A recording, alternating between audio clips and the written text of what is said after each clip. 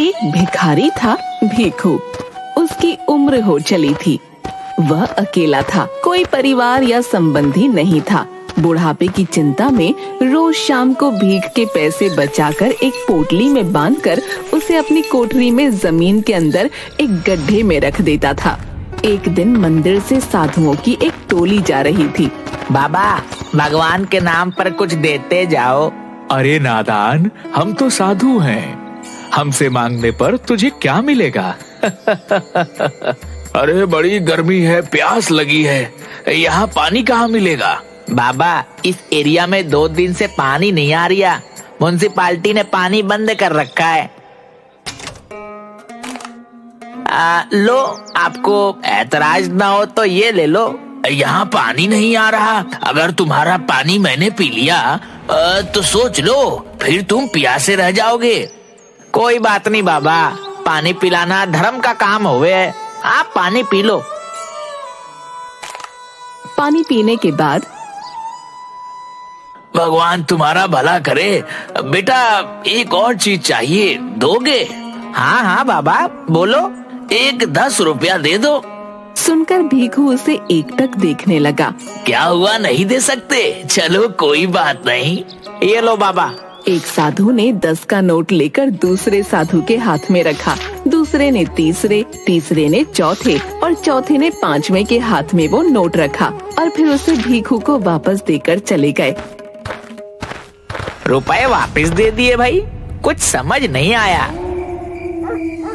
रात को भीखू उबासी लेते हुए सारे पैसे जमीन के अंदर गड्ढे में रखकर सो गया। सुबह जब भीखू ने अपनी लाठी लेकर पोटली में हाथ डाला तो उसमें से कुछ सिक्के निकले। रे, इन्हें रखना कैसे भूल गया? उसने गड्ढे में देखा। हैं? रात रात में इतना रुपया कैसे हो गया? नहीं नहीं, शायद कल रात को मैंने नींद में ध्यान से नहीं देखा होगा। अब तो काफी रुपए हो गए हैं। इन्हें यहाँ रखना ठीक नहीं। अगर चोरी हो गए तो?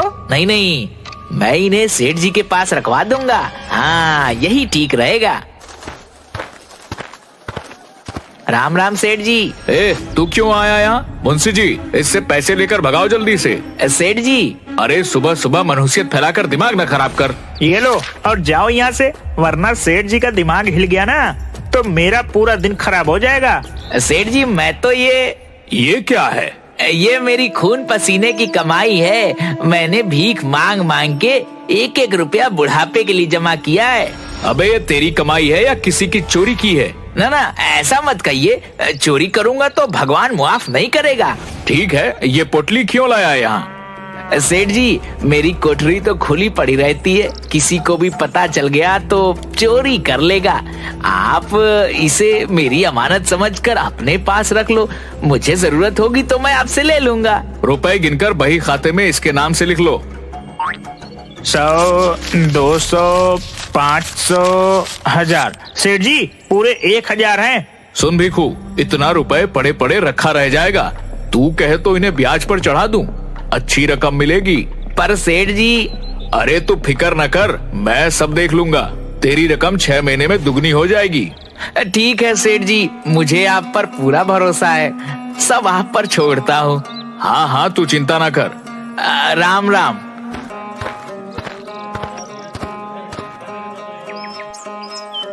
कुछ दिन बाद सेठ जी, ये रुपए अपने पास रख लो। सेठ ने मुंशी को इशारा किया। 100, 200, 500, 1000। सेठ जी, पूरे 1000 हैं।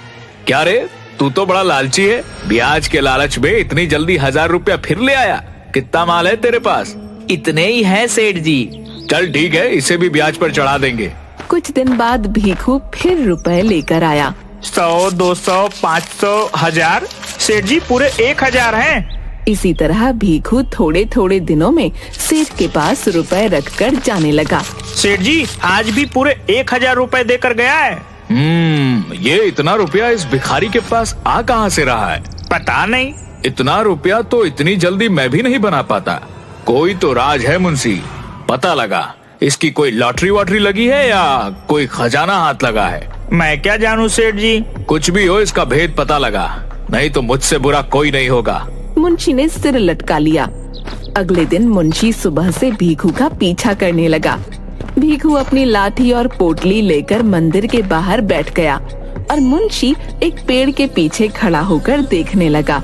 सेठ को भी कोई और नहीं मिला, बिना बात के मुझे इस भिखारी के पीछे लगा दिया। पेड़ के पास बहुत मच्छर थे। अरे बाबा, इतने मोटे मोटे मच्छर हैं, इनको देखूं या उस भिखारी को? एक मच्छर ने मुंशी को काट लिया। आई, काट लिया, मेरा खून पीता है, रुक तुझे बताता हूँ। मच्छर को मारने के चक्कर में वो पेड़ के बाहर आकर गिर गया। हाय हाय, मर गया रे। एक आदमी ने उसे उठाया और भीखू भी वहाँ आ गया। अरे मुंशी जी, आप यहाँ क्या कर रहे हो? क्यों बे, मैं मंदिर नहीं आ सकता क्या? क्यों नहीं आ सकते हो, जरूर आ सकते हो। वो तो मैंने आपको पहले कभी यहाँ देखा नहीं ना, इसीलिए पूछ लिया। वैसे मुंशी जी, आप गिर कैसे गए? बस गिर गया। अरे हर बात तुझे बताना जरूरी है, बड़ा आया कोतवाल बनने। कहकर वो वहाँ से चला गया और छिपकर भीखू पर नजर रखने लगा। रात को भीखू ने अपनी कोठरी में पैसे गिने। 10, 20, पूरा 25 रुपया हो गया। और उसने रुपए जमीन के अंदर गड्ढे में रख दिए। मुंशी खिड़की के पीछे छिपकर ये सब देख रहा था। अच्छा, तो ये रुपए यहाँ छिपाता है, पर इसके पास इतने रुपए आते कहाँ से हैं? मुझे इससे क्या? मुंशी ने पूरी बात सेठ को बताई। जरूर जमीन के अंदर उस भिखारी को कोई खजाना मिला है, किसी को पता नहीं चले, इसलिए यहाँ थोड़ा थोड़ा रुपए लेकर आता है। सेठ जी, वाह वाह, क्या दिमाग लगाया आपने। मेरे दिमाग में तो ये बात नहीं आई। दिमाग हर किसी के पास नहीं होता, वरना सब सेठ होते। अब चल मेरे साथ। कहाँ सेठ जी? कहा ना, बस चुपचाप चल। दोनों लाठी लिए भीखू की कोठरी में पहुँचे। आई, सेठ जी, कितनी बदबू है यहाँ। भिखारी के घर में बदबू नहीं तो खुशबू आएगी। सेठ जी, आप मुझे यहाँ क्यों लाए हो? मेरा तो दम घुट रहा है। कहकर वो वहाँ से जाने लगा। सेठ ने उसका हाथ पकड़ लिया। अबे जा कहाँ रहा है? जो काम करने आए पहले वो तो कर लें। कहकर उसने मुंशी के हाथ से रुमाल लेकर अपनी नाक पर रख लिया। मैं यहाँ खड़ा रह के ध्यान रखता हूँ, तू गड्ढे में जाकर देख कितना रुपया है। सेठ जी, मैं हाँ तू चल, अब जल्दी कर। मुंशी ने गड्ढे में रखी पोटली निकाल कर रुपए गिने। सेठ जी, इनमें तो सब मिलाकर बस 60 रुपया है। क्या बकवास कर रहा है, ध्यान से देख। मुंशी ने ध्यान से देखा। सेठ जी, सच्ची बस 60 रुपया है। सेठ जल्दी से उसके पास आया। उसने पोटली फैला दी। अरे इनमें तो सच में बस इतने ही हैं। मुंशी चल गड्ढा खोद। मुंशी ने पोटली वाले गड्ढे को और खोदना शुरू किया। सेठ जी, इतना गहरा तो खोद दिया। सेठ के इशारे पर मुंशी ने गड्ढे में हाथ डाला। क्या हुआ?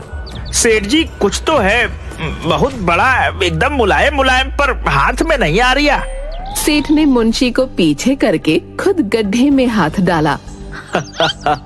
तगड़ा माल है, तगड़ा। उसने जैसे ही हाथ निकाला, उसमें बड़ा सा सांप था। सांप, सांप, सांप! सेठ ने घबराकर सांप को फेंक दिया। गड्ढे में से बहुत सारे सांप निकलकर कोठरी में फैल गए। मुंशी घबराकर बेहोश होने लगा। अबे भाग, नहीं तो सांप डस लेगा। हाँ हाँ, भागो भागो भागो। दोनों जिधर भी भागते सांप आ जाते। पूरी कोठरी सांपों से भर गई। सेठ सांपों के ऊपर से जाने लगा तो गिर पड़ा। उसके सिर से खून बहने लगा और सांप उस पर चढ़ गए। हे भगवान बचा ले, अब कभी लालच नहीं करूंगा, इस बार बचा ले भगवान, बचा ले। अचानक सभी सांप हटने लगे। सेठ जी, चलो जल्दी भागो यहाँ से।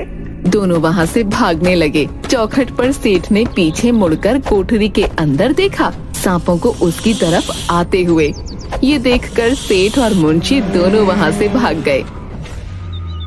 शाम को भीखू जब वापस आ रहा था तो मोनू दिखा। मोनू, अरे ओ मोनू, कहाँ भागे जा रहा है? जरा रुक तो। मोनू रुक गया। तेरा बाबा कहाँ रहता है? आजकल कितने दिन हो गए दिखाई नहीं देता। बाबा तो बीमार है, 2 दिन से अस्पताल में है। क्या हुआ उसको? डॉक्टर कुछ नहीं बता रहा है, बोला कि जो दवाइयाँ देनी है वो अस्पताल में नहीं है, तुम ले आओ तो तुम्हारे बाबा ठीक हो जाएंगे। बहुत महंगी दवाइयाँ हैं। मैं माधव के पास रुपए उधार मांगने गया था, पर उसके पास भी नहीं है। तू उदास मत हो बेटा, रुपया मिल जाएगा। कहाँ काका, सुबह से 4 लोगों से मांग चुका हूँ, पर किसी के पास इतना रुपया नहीं है और बाबा की तबीयत बिगड़ती जा रही है। कितने में दवाई आएगी? 1100 काका, पूरे 1100। मेरे पास तो 20 रुपया है। तो बेटा हो गया रुपयों का इंतजाम। वो कैसे काका? ये ले, इसमें पूरे 20 रुपया है। 60 रुपया और है मेरे पास, और तेरे पास 20। काका तो सब मिलाकर खाली 100 ही तो हुआ, बाकी का 1000 कहाँ से आएगा? तू फिकर क्यों करता है? तू जा, मैं थोड़ी देर में रुपए का इंतजाम करके आता हूँ। भीखू अपनी कोठरी की हालत देखकर, हे राम, आज तो सच्ची कोई चोर आ गया। उसने गड्ढे के पास जाकर पोटली उठाई तो वो खाली पड़ी थी। उसने आसपास गिरे हुए रुपयों को उठाकर गिना। ये तो पूरे 60 है। हे राम, तेरा शुक्र है, चोर आया पर रुपया लेकर नहीं गया। भीखू ने गड्ढे में हाथ डाला। हैं? इतना गहरा गड्ढा खोदा और एक भी रुपया नहीं ले गया। ये कैसा आदमी था? भीखू सेठ के पास गया। राम राम सेठ जी। सेठ के सिर पर पट्टी बंधी हुई थी। उसे देखकर सेठ और मुंशी दोनों डर गए। तू क्यों आया है? देखिए ना सेठ जी, आज पता नहीं कौन चोर कोठरी में घुस गया था। मुंशी ने सेठ को देखा। शुक्र है कि मैं अपने रुपए आपके यहाँ रखवा गया था, वरना आज सब चोरी हो जाता। वो तो कोठरी में ज्यादा रुपया नहीं था, तो कोई नुकसान नहीं हुआ। सेठ और मुंशी दोनों एक दूसरे को देखने लगे। मेरा दोस्त अस्पताल में है, उसकी दवाई के लिए रुपया चाहिए। आप मेरा 1000 रुपया दे दो, मुझे कोई ब्याज वाज नहीं लेना, बहुत जरूरी है सेठ जी। हाँ, क्यों नहीं भीखू, वो तेरा ही तो रुपया है। ऐसा कर, तू अपना सारा रुपया ले जा। भीखू ने हाँ में सिर हिलाया। मुंशी, जल्दी से इसका हिसाब कर।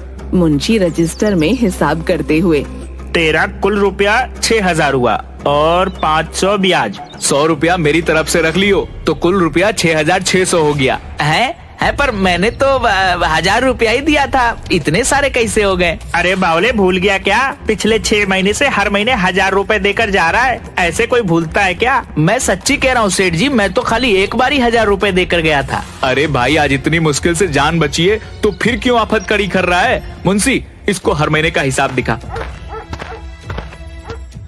ये देख भीखू, ये अप्रैल का, ये मई का, ये जून, जुलाई, अगस्त और ये सितंबर का, सब पर तेरा ही अंगूठा लगा है। हाँ, अंगूठा तो मेरा ही लगा है। अरे लगे ना, तेरा ही है। मुंशी, जल्दी कर, इसका सारा रुपया दे दे। सेठ जी, मुझे अभी बस 1000 रुपए दे दो। नहीं, तू अपना सारा रुपया ले जा। सेठ जी, मैं इतना रुपया कहाँ रखूंगा? चोर ने मेरी कोठरी का रास्ता देख लिया है, घर चोरी हो गए तो। नहीं, आप अपने पास रख लो। तेरी कोठरी में घुसने की हिम्मत कौन करेगा? नहीं, तू ले जा। भीखू ने सेठ के पैर पकड़ लिए। सेठ जी, आप ही रख लो, यहाँ महफूज रहेंगे। जब जरूरत होगी मैं आपसे ले लूंगा। मेरे घर में चोरी हो गए तो। भीखू के पैर छूने पर सेठ को भीखू के रूप में सांप दिखाई दिया। सांप! भीखू ने उसके पैर छोड़ दिए। ये ले 1000 रुपया, जा यहाँ से। बाकी के रुपए की जब जरूरत हो ले जाना। भीखू हाँ में सिर हिलाकर चला गया। शुक्र है जान बची। मैंने तो सेठ को एक ही बार रुपया दिया था, हर महीने मेरे नाम से कौन रुपया देकर गया, और अंगूठा भी लगा गया। हे राम, तेरी महिमा तू ही जाने। भीखू ने पैसे जाकर मोनू को दिए और इस तरह उसने अपने दोस्त की मदद करके भगवान का शुक्रिया किया। हेलो दोस्तों, अगर आप सभी को आज की स्टोरी पसंद आई हो तो प्लीज़ लाइक करें, शेयर करें और हमारे चैनल को सब्सक्राइब करें।